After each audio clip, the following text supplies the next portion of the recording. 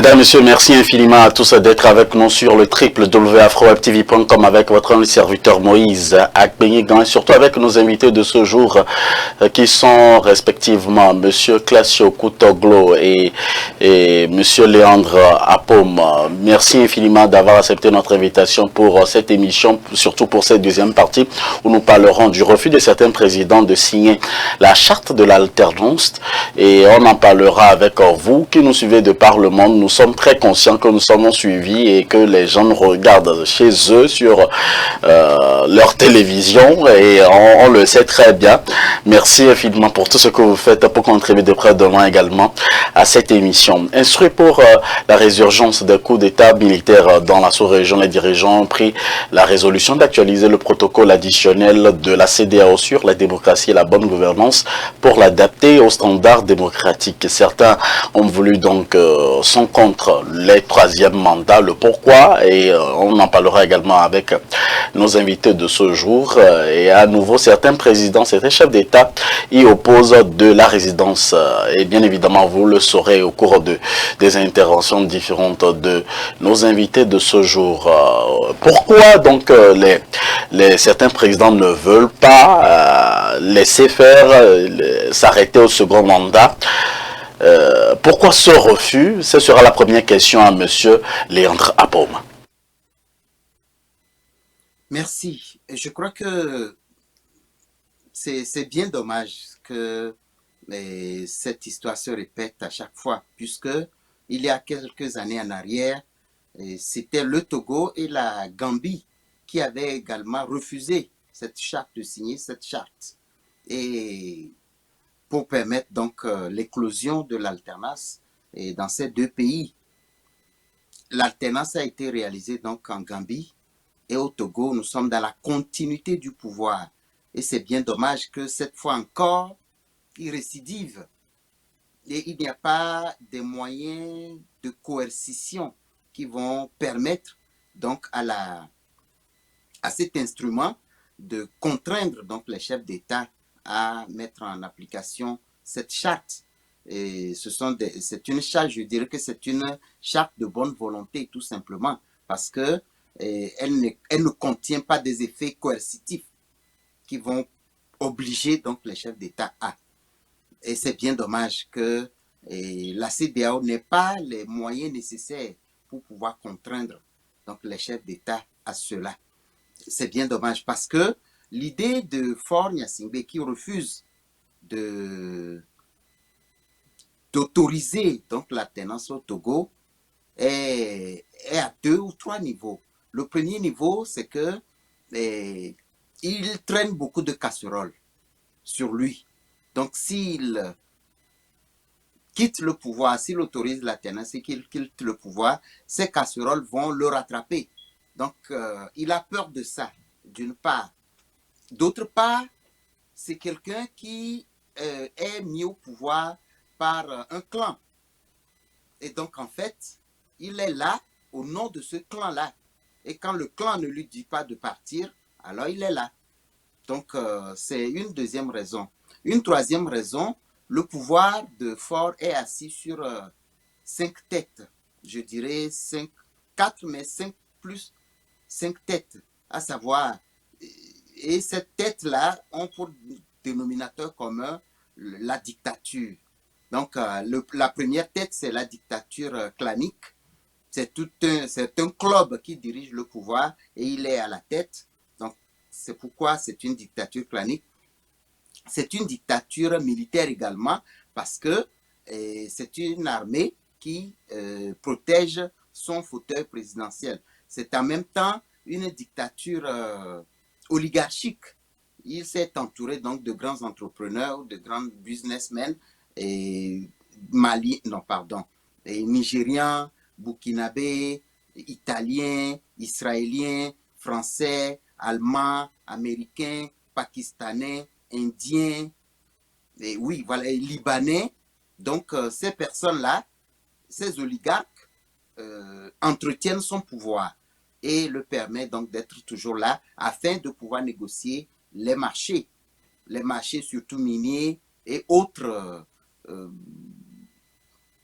et autres bénéfices liés donc au port en eau profonde du Togo. Donc c'est beaucoup de bénéfices pour lui.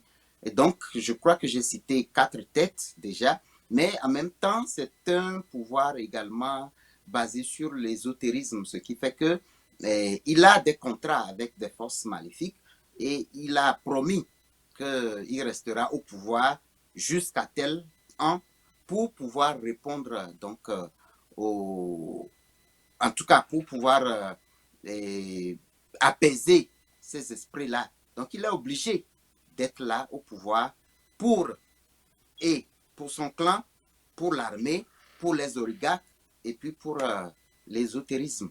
Parce que peut-être que beaucoup ne le savent pas, Lomé est un grand carrefour d'ésotérisme et pour beaucoup d'autres pays et beaucoup d'autres acteurs ésotériques dans le monde. Voilà pourquoi il ne peut pas partir parce qu'il est contraint d'être là par sa propre volonté et par la volonté donc de l'armée, de son clan et des oligarques.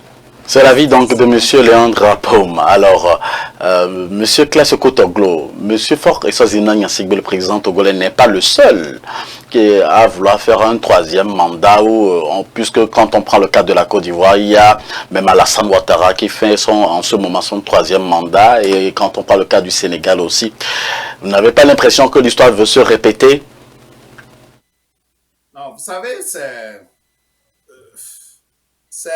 un club qui s'est installé au Togo, autour de Fort Gnassingbé, depuis son arrivée dans la rivière du sang des Togolais en 2005, qui initie ces genres de choses pour leur entreprise. Vous savez, les gens pensent qu'ils peuvent transformer les Togolais à leur manière.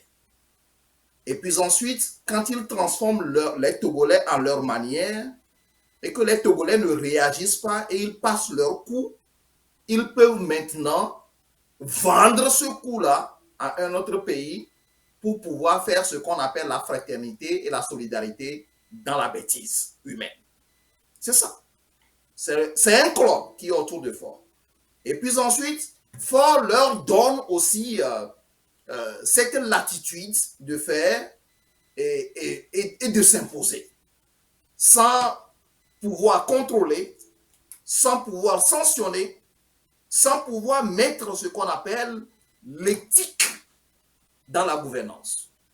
Et maintenant, cette meute autour de Fort Gnassingbé devient des acteurs d'une entreprise de la bêtise dictatoriale dans l'Afrique de l'Ouest et presque dans toute l'Afrique, supportée bien sûr par l'oligarchie française. Donc, c'est ce qui se fait aujourd'hui à Lomé. La volonté de Fort Gnassingbé, qui certainement doit se placer sur un bon chemin avant que les choses ne changent, doit essayer de faire quelque chose. C'est ce qui se passe. Les gens protègent toujours ce qu'on appelle leur paix quotidien, protègent leur ventre. Leurs ventres sont devenus beaucoup plus larges et profonds, plus que même les puits dans lesquels ils puisent les ressources minières au Togo. Ils veulent tout manger, ils veulent tout avoir. Et ils ne pensent même pas que demain, la respiration peut s'arrêter pour eux. C'est ça. Donc, c'est cette bêtise dans laquelle nous sommes aujourd'hui et que quand ils réussissent au Togo, parce que le Togo est un pays paisible, les Togolais ne sont pas tellement très violents et le pays est tellement très petit, maîtrisable, avec un nombre d'armées, c'est fini. Ils pensent que c'est quelque chose qu'il faut vendre dans tous les pays. Et c'est pourquoi ils ont réussi le troisième mandat et ils sont allés vendre ça en Guinée-Conakry, ils sont allés vendre ça au niveau de Alassane Ouattara. Ils ont tout récemment réussi encore leur coup de scénario et ils sont passés au 4e mandat. Donc, ils disent, ils donnent le signal encore à quelqu'un qui est de l'autre côté du Sénégal que c'est faisable. Il suffit seulement, quand ils se lèvent, il faut les tuer. Il faut mettre les soldats un peu partout. Il faut les maîtriser avec l'armée. Il faut oublier l'éthique. Et puis ensuite, ça va passer. C'est comme ça qu'ils sont en train de vendre cette bêtise de 3, 4, 5 mandats aux gens. En réalité, Faure Gnassingbé, qui est instruit, doit se placer au-dessus de cette meute et puis ensuite mettre des ordres, contrôler et comprendre que ce n'est pas parce que tu restes longtemps au pouvoir que tu vas transformer la mentalité des Togolais. Non, c'est faux, archi faux. Aujourd'hui, tout Togolais qui trouve un moyen va l'utiliser d'une manière violente. Aujourd'hui ou demain. Il faudrait qu'ils comprennent cela. Donc, si on ne trouve pas une procédure ou un cadre dans lequel il faut se comprendre, il faut se parler et dire que, ok, moi aussi, mon papa a fait 38 ans, moi aussi, je suis en train de faire 4 mandats, c'est trop, il faut qu'un autre Togolais arrive. Si on ne trouve pas ce cadre, ce sera difficile toujours pour le Togo. Faure Gnassingbé venait d'avoir un bon business avec le docteur Agbeme Kodjo, qui était son conseiller jusqu'en janvier 2020. Et quand le peuple a décidé à un moment que, ok, je vais essayer Agbeme voir en 2020, que ce soit un scénario ou une réalité, et que le peuple Agbeme est arrivé quand même à dire quelque chose au peuple et le peuple lui a voté. Faure Gnassingbé pouvait se servir rapidement de cette chance, de cette opportunité pour pouvoir passer la main, rassurer Agbeme et puis ensuite le peuple sera. Mais ils ont trompé, ils pensent qu'ils sont intelligents, ils ont fait ce qu'ils peuvent faire et puis ensuite aujourd'hui ils continuent encore la pouvoir. Oui, M. Classio, il n'y a pas que le président Faure Gnassingbé qui fait donc un troisième mandat. Il y a même le cas donc de d'autres présidents africains qui ne bougent pas, qui veulent encore postuler pour 20 ans selon certaines interviews. Et aujourd'hui, on constate qu'il y a un peu des présidents lorsqu'ils sont à la fin de leur deuxième mandat, ils sont nommés ou soit ils sont choisis par leur père à la tête de l'Union africaine par exemple. Est-ce qu'on peut être à la tête de l'Union africaine et ne pas être président donc d'un pays donné? Monsieur Léandre Ampom. Oui, bon, selon l'organisation de l'Union africaine, c'est toujours il y a un chef d'État en exercice qui doit être à la tête. Ça, c'est la constitution de l'Union africaine. Maintenant, au-delà de ça, il y a la commission de l'Union africaine même qui est dirigée par... non, c'est la commission qui est dirigée par un chef d'État et l'exécutif est dirigé par quelqu'un qui est nommé, qui n'est pas chef d'État, mais qui peut être un ancien chef d'État, ainsi de suite. Donc, je crois qu'on n'a pas nécessairement besoin de... Je ne sais pas si j'ai bien saisi la question, mais je crois qu'on n'a pas besoin nécessairement d'être chef d'État pour être à l'exécutif de l'Union africaine, tout comme à la CEDEAO. Ouais, quand on prend par exemple le cas d'espèce de Macky Sall qui est président en exercice du côté donc de son pays et qui est aussi à la tête de l'Union africaine aujourd'hui et qui est à la fin presque de son mandat et les élections seront, il est à la porte des élections dans quelques jours où on se pose la question s'il ne fera pas un troisième mandat vu qu'il est toujours président de l'Union africaine. Oui, voilà, ok. Donc, je comprends maintenant la question. Je crois que le problème ne se pose pas parce que c'est parce qu'il est président du Sénégal qu'il est président en exercice de l'Union africaine. Donc, s'il n'est plus président du Sénégal, il ne peut plus être automatiquement président de l'Union africaine. Exact. Donc, il n'y a pas de contrainte. Il n'y a pas de contrainte. Et la constitution sénégalaise dit que le mandat, c'est pour 5 ans et ça finit à telle date. une fois qu'il y a de nouvelles élections, l'Union africaine prend acte et fait encore une conférence des chefs d'État pour choisir un autre chef d'État qui va diriger l'Union africaine pour son mandat. Donc en fait, il n'y a aucun problème. Même si son mandat n'est pas fini à la tête de l'Union africaine? Oui, même si son mandat n'est pas terminé. Parce que, comme je l'ai dit, si tu n'es pas chef d'État d'un pays de l'Union africaine, tu ne peux pas être chef d'État en exercice de l'Union africaine. Donc si son mandat est terminé, au niveau du Sénégal, son mandat aussi termine automatiquement au niveau de l'Union africaine. C'est automatique. Voilà. Donc, il n'y a pas de contrainte pour dire que parce qu'il est président en exercice de l'Union africaine, même si son mandat venait à être épuisé au Sénégal, on ne peut pas le contraindre à rester au pouvoir au Sénégal parce qu'il est président en exercice de l'Union africaine. Ça ne se passe pas comme ça. M. Classion, nous sommes sur la dernière ligne droite de cette émission. Jusque-là, la CEDEAO n'a pas donc cette charte en bonne et due forme pour dire que les présidents ne doivent pas faire leur troisième mandat. Et aujourd'hui, donc, nous sommes face à la réalité dans nos pays africains. Vous, à la place donc du peuple africain, vous qui êtes de nationalité africaine résidant du côté de la diaspora, dites-nous clairement et soyez précis et concis. Que doit faire l'Afrique face à ce refus de certains présidents de signer la charte de l'alternance pour qu'on connaisse véritablement une vraie alternance en Afrique? Vous savez, au niveau de la CEDEAO, les décisions se prennent au niveau des chefs d'État et de la manière consensuelle. C'est ça qui est le problème. Maintenant, il y a certains présidents, vous savez, au niveau de la décision, si même un seul président dit non, on est obligé de revenir à la séance prochaine. Cette procédure au niveau de la CEDEAO doit être corrigée d'abord.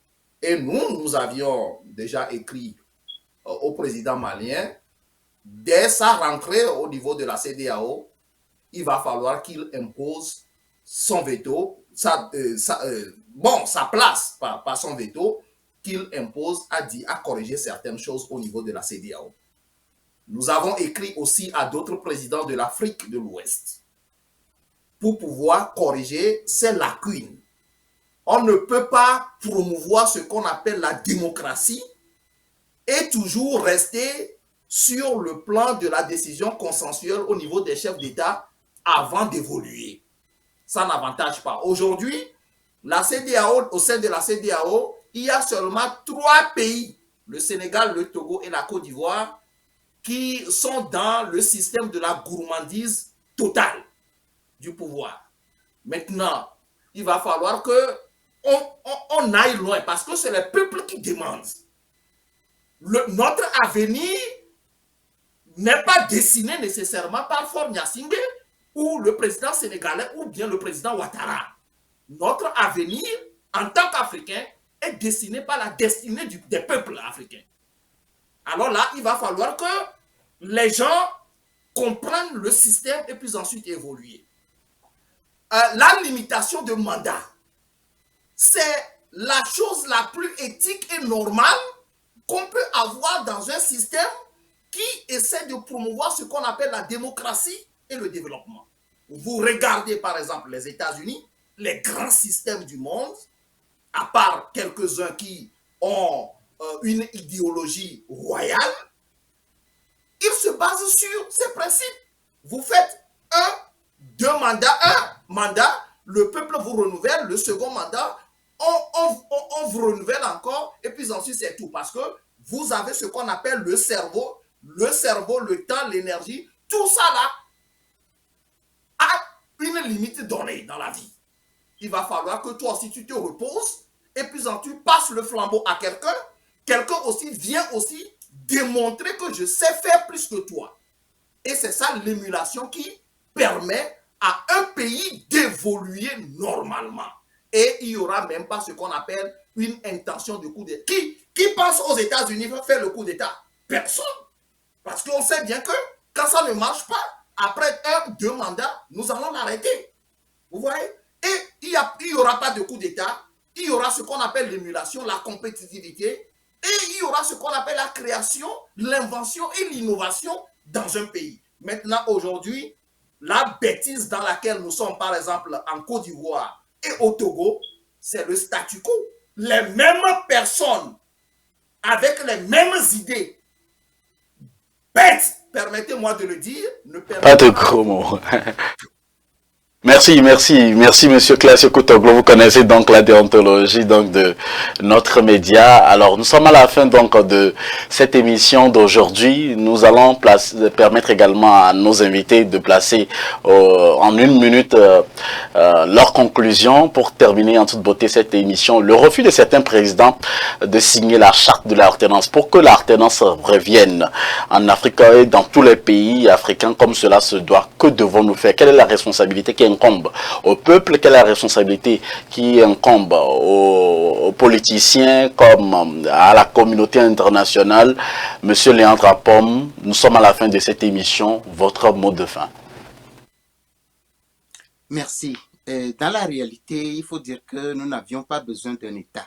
Nous n'avons pas besoin de chef d'État. Nous n'avons pas besoin de gouverneur pour vivre dans nos pays en réalité. C'est parce que nous avons des aspirations communes que nous avons donc besoin d'une organisation de l'État. Et pour cela, donc, parce que quand on parle de république, on parle de la chose publique. C'est ce que ça veut dire, la res publica, la chose publique. Donc, la chose publique, c'est-à-dire ce qui nous appartient à tous. Et une fois que c'est ça qui est bien dit en hébreu, dénigban, c'est-à-dire que c'est ce qui appartient à tout l'ensemble de ceux-là qui vivent sur un même territoire. Alors, ils se décident de s'organiser entre eux pour pouvoir partager les biens de cette terre qui les appartient.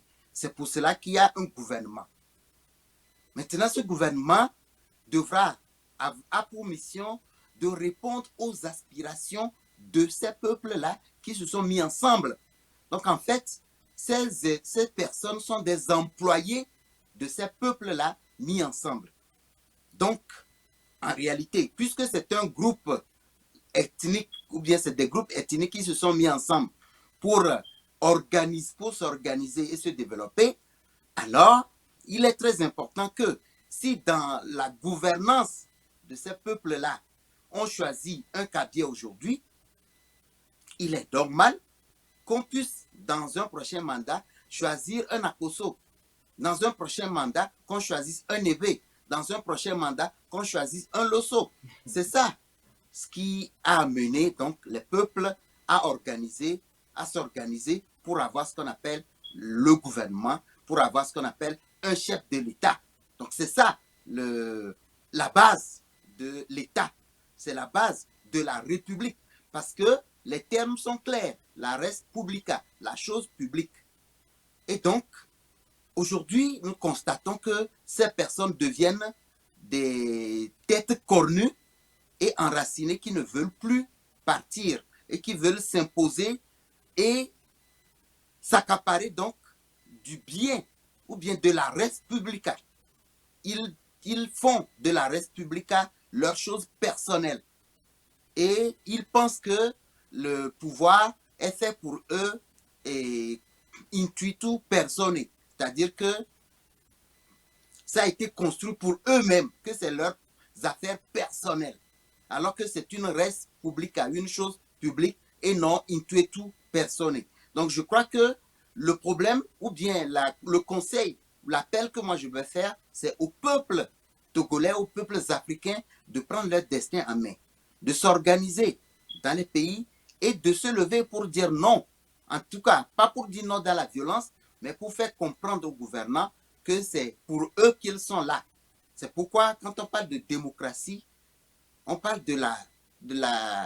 du pouvoir du peuple, par le peuple et pour le peuple. C'est ce que ça veut dire la démocratie. Demos qui veut dire peuple et kratos qui veut dire pouvoir. Donc, pouvoir du peuple, pour le peuple et par le peuple. Il faudrait, comme les Burkinabés l'ont fait, que d'autres pays le fassent avec le mouvement balai citoyen. Au Sénégal, il y en a marre, ainsi de suite. Et au Togo, c'était Togo debout, mais qui n'avait pas vraiment bien fonctionné. Il faudrait que les peuples africains puissent s'organiser et prennent leur destin en main. La solution, c'est les peuples africains et non les chefs d'État africains. Merci, Monsieur Léandre Apom. Monsieur Classio Kutoglo, que faire pour ne pas mettre le compteur à zéro avec les présidents africains à la fin de leur second mandat et surtout votre conclusion en 1 minute. Allez-y. Vous savez, affaire d'après 2 mandats, moi je l'appelle tout simplement la gourmandise du pouvoir. C'est ça. Donc, il va falloir que les gouvernants d'aujourd'hui mettre de l'éthique dans la gouvernance pour que nous puissions évoluer.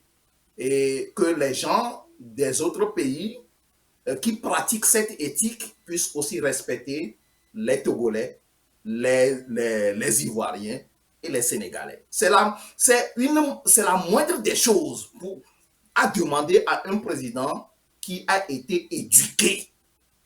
C'est ça. Donc, pour finir, je dis, mon copanéliste situe le problème au niveau des peuples. Aujourd'hui, je dirais que certains peuples peuvent le faire, mais il y a d'autres peuples qui sont terrorisés, qui vivent dans la terreur totale. Par exemple, quand vous prenez la Côte d'Ivoire, vous prenez le Togo de Faure Gnassingbé aujourd'hui, à moindre bruit, on vous prend et on vous jette en prison. À moindre bruit, on vient, on tire. Vous avez vu un général qui tire à bout portant sur un atelier dans son entreprise. Donc, toutes ces choses rendent aujourd'hui les Togolais terrorisés et que les terroristes, en réalité, au Togo, c'est le gouvernement togolais. Ce ne sont pas ces gens qui tournent autour de la frontière. C'est le gouvernement togolais. Ce qui fait que le peuple n'a pas le pouvoir. Le peuple, quand il se lève, on tue, on met les armes sur son chemin. C'est ça le problème. Donc, il va falloir aussi que la diaspora, et non les peuples, puissent trouver d'autres solutions pour pouvoir arriver à bout de ce système qui fatigue tout le monde dans le monde. Je m'arrête là-bas. Merci infiniment à vous qui nous avez suivis pour ce numéro de votre émission Avis de la diaspora. Nous disons merci infiniment à Monsieur Léandre Apom, défenseur des droits de l'homme et activiste politique, qui a accepté notre invitation pour cette émission. Merci pour votre temps, Monsieur Léandre. Et merci à Monsieur Classio Kutoglo, consultant politique. C'est la fin de cette émission. Juste après, nous vous retrouverez donc la suite des programmes sur AfroWeb TV, bien entendu, l'émission interactive qui a raison, suivie donc de Afro Gospel Reggae Show animé par mon grand frère Kofi Faya, et bien sûr dans la soirée musique et bien entendu avec du Zouk Love. Merci à tous et à chacun de vous et bonne suite de nos programmes sur AfroWeb TV. Chaque semaine, la rédaction d'AfroWeb TV vous propose un condensé de l'actualité des 7 derniers jours. Suivez sur AfroWeb